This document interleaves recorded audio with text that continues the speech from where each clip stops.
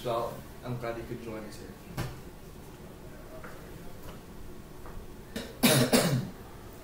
Fellows, at this meeting, we shall try to establish an agenda for governing post-war Europe.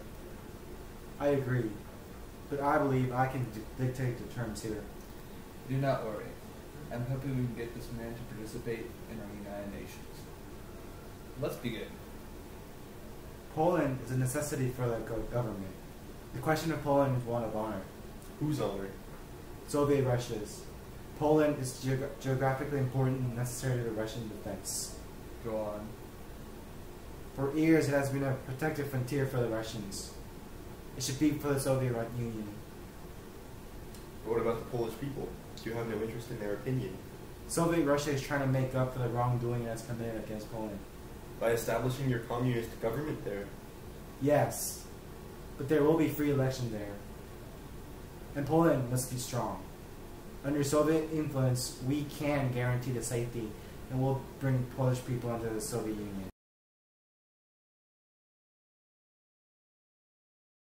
Winston, what are your opinions on the so-called protection of the Polish under a communist influence? The idea that Stalin would convey the term protection under a communist government is outrageous. The more land controlled under communist influence, the more powerful the Soviets will become. His attitude is one aimed towards communist power, not the safety of his people. I was thinking we could change his mindset to a more Western capitalist one, but he's not willing to comply. Could this split ideology be a concern to the UN? Yes, especially for the British Empire and the European sphere.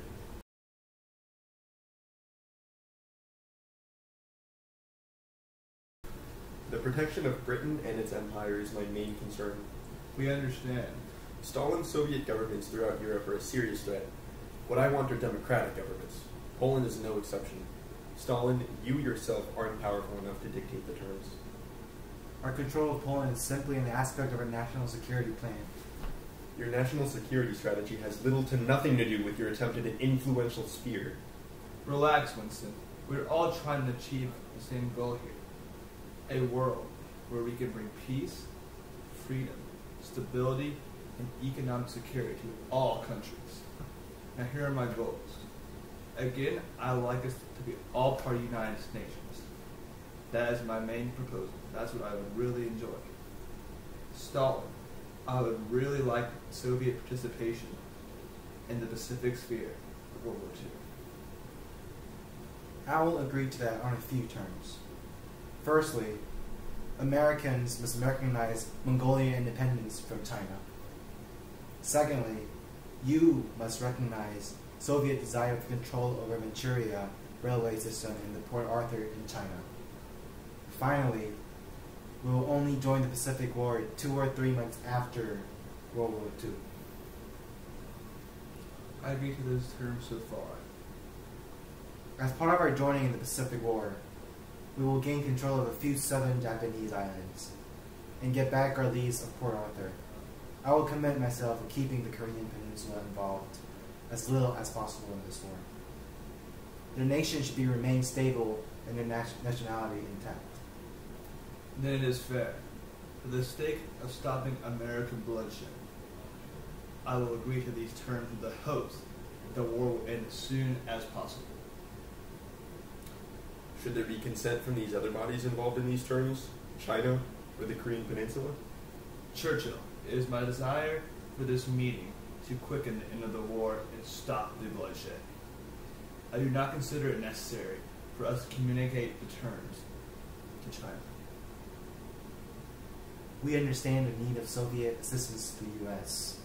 because of the financial instability caused by this war. International relations, specifically with the USSR, is another concern of mine. This is not a time for Americans to worry about domestic affairs, but rather to focus on the alliance of our three countries after the defeat of Germany. It seems that the conditional surrender of Germany is your top priority. We can all agree on that. How about this? After the war, Germany and Berlin will be split into 3 occupied zones. I can agree to that. I agree as well. Stalin, as for the UN, there will be a Security Council, and all of its members will have to be able to veto decisions. No votes or decisions will be final or forced. You will be able to have a fair say in negotiations. Then I agree to join. Discuss the governments of the invaded countries. They should assume the same types of government they carried before the invasion. Churchill, I agree. But we must disregard Poland. The Polish government will be no threat to the British or the American sphere. And as for the civilians? Civilians in the Soviet Union will be sent back to their home countries. What about the status of these countries in the United Nations? Will they have a place?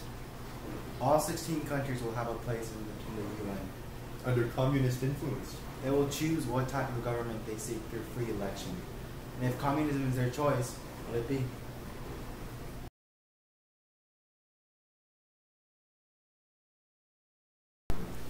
That communist dog has no intention of letting these countries hold true free elections. It's come to my understanding that Stalin has remained rather stubborn in embracing a free world of capitalism. I have been too optimistic about his viewpoints. I do not think he can change. You think? These free elections will be determined only by communist influence and corruption. It is as plain as a pikestaff that Moscow's intentions are to coerce these governments into communism. This will not be as simple as I thought.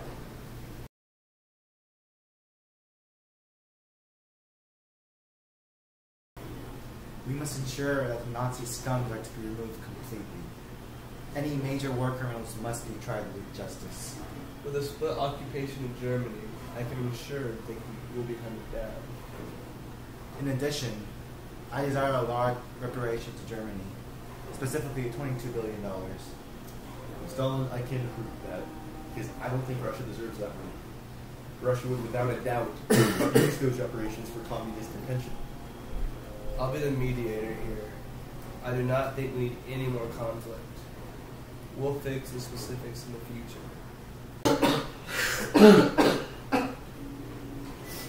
Look, we all can't live with what we want. None of us are going to be completely satisfied.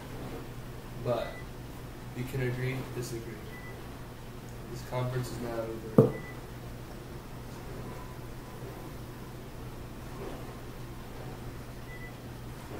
You got it. That's You good. got it.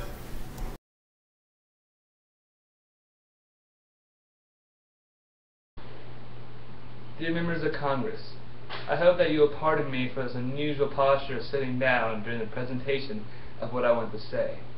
But I know that you'll realize that it makes it a lot easier for me not to have to carry about 10 pounds of steel around my legs.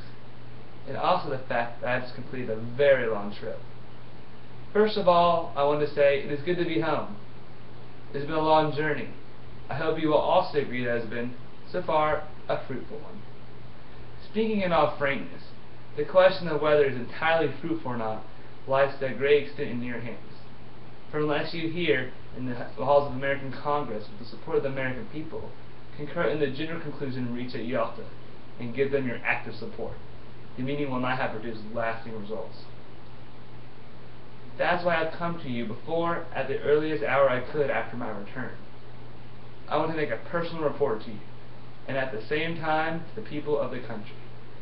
Many months of earnest work are ahead of us, and I should like to feel that when the last stone is laid on the structure of international peace, it will be an achievement for all of us. All of us America have worked steadily and unselfishly together. I come from the Crimea Conference with a firm belief that we have made a good start on the road to world peace.